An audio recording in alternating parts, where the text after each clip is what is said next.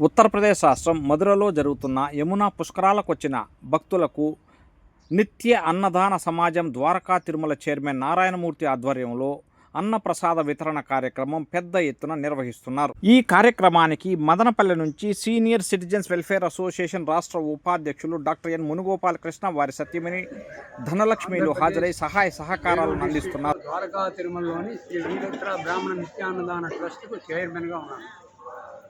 ఈ వెంకటేశ్వర బ్రాహ్మణ నిత్యాన్నదాన ట్రస్ట్కు vice chairman అయినటువంటి శ్రీ మంత్రాల వెంకట పురుషోత్తమరావు గారు, శ్రీ సెక్రటరీ అయినటువంటి శ్రీ వడివెట్టి వెంకట సుబ్రహ్మణ్యం, కోశాధికారి అయినటువంటి పమ్మి లక్ష్మీనారాయణ శాస్త్రి, ట్రస్టీస్ అయినటువంటిది హోతా సూర్యనారాయణమూర్తి, దర్శక రమేష్, జయంతి వరప్రసాద్ గారు, వీరందరి యొక్క ఆధ్వర్యంలో ఈ నిత్యాన్నదాన సత్రంలో అన్నప్రసాద వితరణ జరుగుతోంది. మేము ప్రతి పుష్కరంలో కూడా ఆ నదీ తీరంలో వెళ్ళి వచ్చినటువంటి యాత్రికులందరికీ కూడా రుచికరమైనటువంటి భోజనాన్ని ఉచితంగా అందిస్తున్నాం. ఇది 13వ పుష్కరం. 13వ పుష్కరం అంటే మన దేశంలో ఉండేటువంటి 12 పవిత్ర నదులు ఉన్నాయి. ఇందులో గోదావరి, కృష్ణ, కావేరి, భీమా, నర్మదా, గంగా, యమున, ఇటువంటివి 12 నదులకి పుష్కరాల సమయంలో అన్నప్రసాద వితరణ నిర్వర్తించడం జరిగింది. ఇంతవరకు 1,20,000 మందికి పుష్కర యాత్రికులకు భోజనాలు చెప్పడం జరిగింది.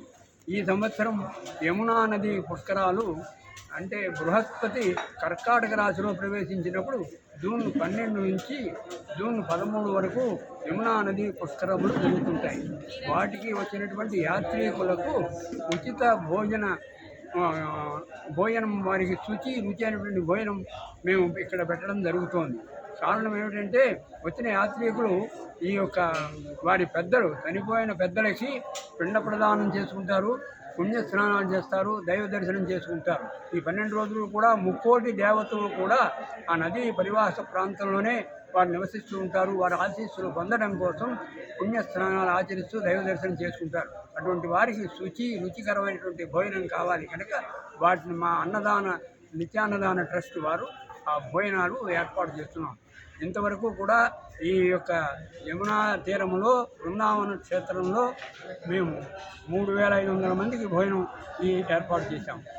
దీనికి ముని గోపాలకృష్ణ గారు కూడా వారి వంతు సహకారం అందిస్తున్నారు. ఎప్పుడు కూడా ప్రతి పుష్కరంలో కూడా ఆయన రావడం, వారి వంతు సహకారం అందించడం జరుగుతోంది.